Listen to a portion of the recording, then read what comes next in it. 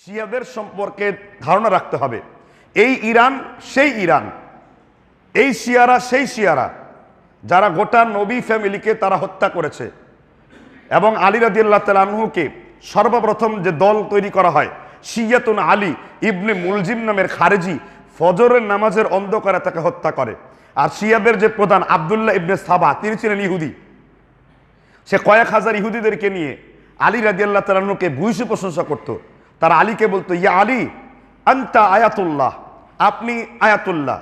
তারপর বলতো, ইয়া আলী আনতা হাবিবুল্লাহ, আপনি আল্লাহর বন্ধু।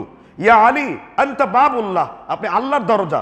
তারপর বলতো, ইয়া আলী আনতা ওয়ালিউল্লাহ, আপনি আল্লাহর বন্ধু। তারপর বলতো, ইয়া আলী আনতা হুজ্জাতুল্লাহ, আপনি হুজ্জাত। এগুলা বললে আলী রাদিয়াল্লাহু তাআলা আনহু তাদের কিছুই বলেন নাই। এগুলা বলতে বলতে শেষ পর্যন্ত বলে, ইয়া আলী আনতা রাসূলুল্লাহ, আপনি তো আল্লাহর নবী, আল্লাহর রাসূল। যেমন আমরা আজান দিই, আশহাদু আন্না মুহাম্মাদার, দেখি না? শিয়ারা এখানে দুইটা জিনিস অ্যাড করছে, আশহাদু আন্না মুহাম্মাদুর রাসূলুল্লাহ, তারপরে আশহাদু আন্না আলী ওয়ালিউল্লাহ,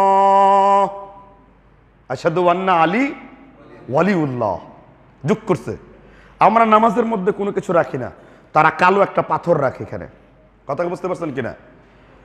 শিয়ারা নামাজের মধ্যে হাত বাঁধে না, আল্লাহু আকবার বলে হাত এরকম করে ছেড়ে দেয়। কথা বুঝতে পারছেন কিনা? এর মানে হাত ছেড়ে দিলেই তারা শিয়া না। মালিকি মাযহাবের লোকরাও হাত বাঁধে না। আর একটা পার্থক্য হলো, শিয়ারা সেজদা করার সময় রফাইদান করে, আল্লাহ আল্লাহ এরকম 2-3 বার হাত উত্তোলন করবে। কথাকে বুঝতে পারছেন কিনা? আর শিয়াদের একটি গুরুত্বপূর্ণ আকীদা হলো কিতমানুল ইলম। কিতমান হলো এলেম গোপন করা, মুখে একটা অন্তরে আরেকটা। এটাকে তাকিয়াবাজি বলে, তাকিয়াবাজি করে। মুখে তার একটা আর অন্তরে আরেকটা। যেই পর্যন্ত আপনি শিয়া না হবেন ওই পর্যন্ত তার ভেতরের কোনো কথা আপনাকে বলবে না। এই শিয়ারা, এই শিয়াদের অনেকগুলো দাবি রয়েছে। শিয়ারা 12 জন ইমামতে বিশ্বাস করে। এটাকে বলা হয় মানে ইমাম মানে 12 ইমামে বিশ্বাসী। তারা মনে করে আল্লাহর নবী মেরাজ করেছেন শুধুমাত্র রজব মাসে, সুবহানাল্লাহ বিআসরা বিআব। কিন্তু তাদের যে 12 জন ইমাম রয়েছেন তারা মেরাজ করে প্রতি জুমার দিন। তারা প্রত্যেক জুমার দিন তারা 12 জন ইমাম আল্লাহর সাথে মেরাজ করে, তারা নিষ্পাপ হয়ে যায়। আর তারপরে বছরে তারা একবার আলী রাদিয়াল্লাহু তাআলা আনহুর যে কয়জন পুত্র সন্তান ছিল, ইমাম হুসাইনের ভাই ছিল মোট 10 জন। এর মধ্যে সর্বশেষ যিনি ছিলেন মুহাম্মদ ইবনুল হানাফিয়া রাহমাতুল্লাহ আলাইহি, তাকে শিয়ারা মাহদি নাম দিয়েছে। তারা ওই মুহাম্মদ ইবনুল হানাফিয়ার কবরের কাছে যে তারা বলতে থাকে, উখরুজ ইয়া মাওলানা, উখরুজ ইয়া মাওলানা, উখরুজ ইয়া মাওলানা। শিয়ারা বলে, সুররামান রয় পাহাড়ের ভিতরে আলীর পুত্র মুহাম্মদ ইবনুল হানাফিয়া যুদ্ধ করার জন্য রেডি আছেন, হানিফ পালোয়ান। তিনি এই পাহাড়কে ভেদ করে কিয়ামতের পূর্বে মেহেদী সেখান থেকে বের হয়ে আসবেন। এগুলো কিন্তু শিয়াদের আকীদা। শিয়াদের আরো আকীদা আছে, যখন আকাশের মধ্যে বিদ্যুৎ চমকায় তখন শিয়ারা লোকদেরকে বলে, আলী রাদিয়াল্লাহু তাআলা আনহু জান্নাত থেকে এরকম চোখ দিচ্ছে, চোখ মারছে আমাদেরকে। ওই যে একটা মানুষ আর একটা মানুষকে চোখ মারে না, চোখ মারে তো, চোখ মারে। আকাশে যে বিদ্যুৎ চমকায় এটা আলী রাদিয়াল্লাহু তাআলা আনহু জান্নাত থেকে শিয়াদেরকে চোখ মারতেছে। আকীদা দেখেন কত জঘন্য খারাপ। এই বর্তমানের ইরান হলো সেই রাফিজি শিয়া। আর এই রাফিজিদের একটি অংশের নাম হলো হুসি বাহিনী, যেটাকে আপনারা হুতি বলেন। আরব এটাকে বিদ্রোহ করছে কেন? সাদ্দাম হোসেনকে হত্যা করার হাত এই শিয়াদের ছিল। এই শিয়া সুন্নি নিয়ে সাদ্দাম 9 বছর ইরানের সাথে লড়াই করেছে। কয় বছর? 9 বছর ইরানের সাথে লড়াই করেছে। এই শিয়ারা এতটা ভালো নয় যতটা ভালো আমরা বাইরে থেকে দেখছি। শিয়ারা চাচ্ছে তাদের খেলাফত আবার আসুক। এই শিয়ারাই প্রথম হাবিব জালকারী। ইসলামের অসংখ্য জিনিস শিয়াদের কাছ থেকে আমরা নিয়েছি। এই যে আমরা নামের আগে, সবার নামের আগে মোহাম্মদ লেখে কিনা? মোহাম্মদ লেখে কিনা বলেন? আরে মোহাম্মদ অমুক, মোহাম্মদ অমুক বলি কিনা, লেখে কিনা? এটা কিন্তু শিয়াদের আকীদার অন্তর্ভুক্ত, আমরা জানি না। কেননা শিয়াদের 12 জন ইমামের মধ্যে একজন হলো ইমাম মুহাম্মদ। কথা কি বুঝতে পারছেন কিনা? মুহাম্মদ। কারণ যখন পৃথিবীতে শিয়া সুন্নি, শিয়াদের খেলাফতের নাম হলো ফাতিমি খেলাফত।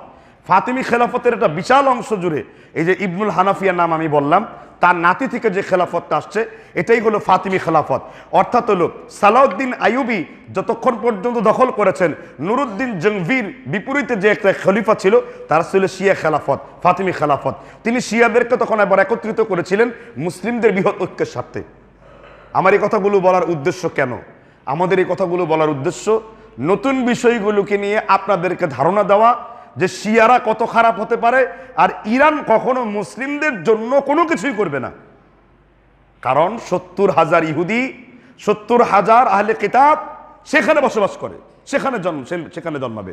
এটা হলো কিয়ামতের আলামত। এই জন্য আমরা পৃথিবীর ভূ রাজনীতি সম্পর্কে বুঝি না দেখেই আমরা খুব তৃপ্তির ঢেকুর তুলছি। রব্বুল আলামিন আমাদেরকে বুঝবার তৌফিক দান করুন। আপনারা জেনে থাকবেন আমরা আমাদের মাসিহ সম্পর্কে ওয়াকিফ নই।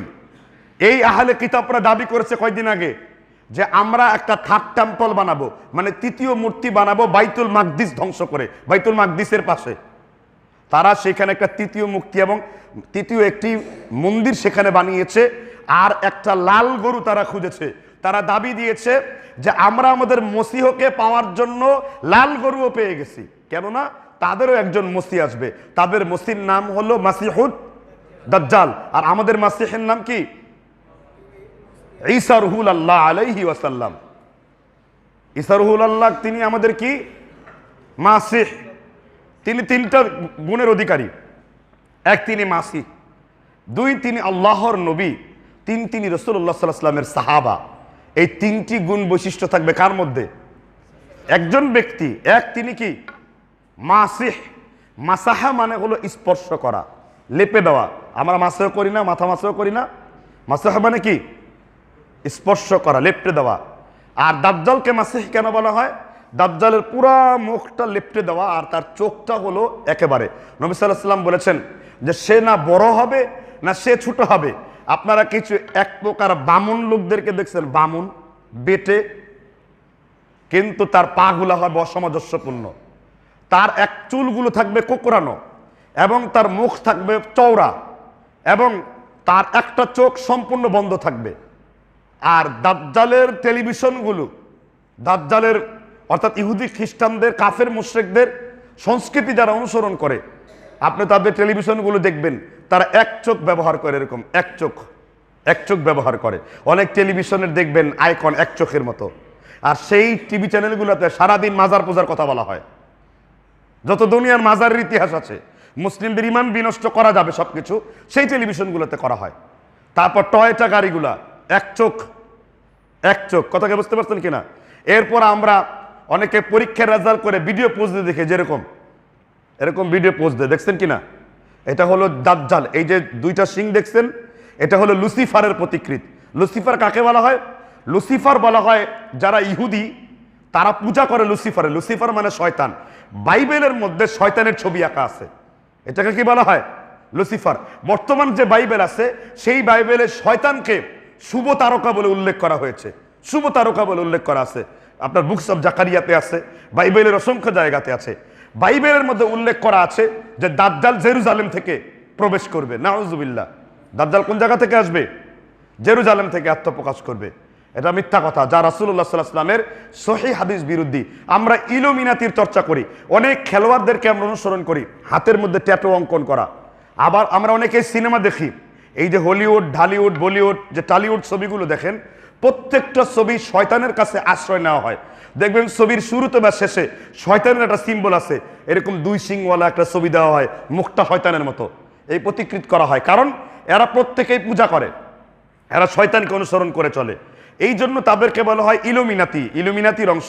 আর পৃথিবীর বিভিন্ন, অর্থাৎ যে ইউরোপের প্রায় 4000-এর বেশি স্কুল প্রতিষ্ঠান রয়েছে যেখানে দাজ্জালের মতন করে শয়তানের ছবি, বড় বড় মূর্তি বানিয়ে এদেরকে পূজা করতে শেখানো হচ্ছে।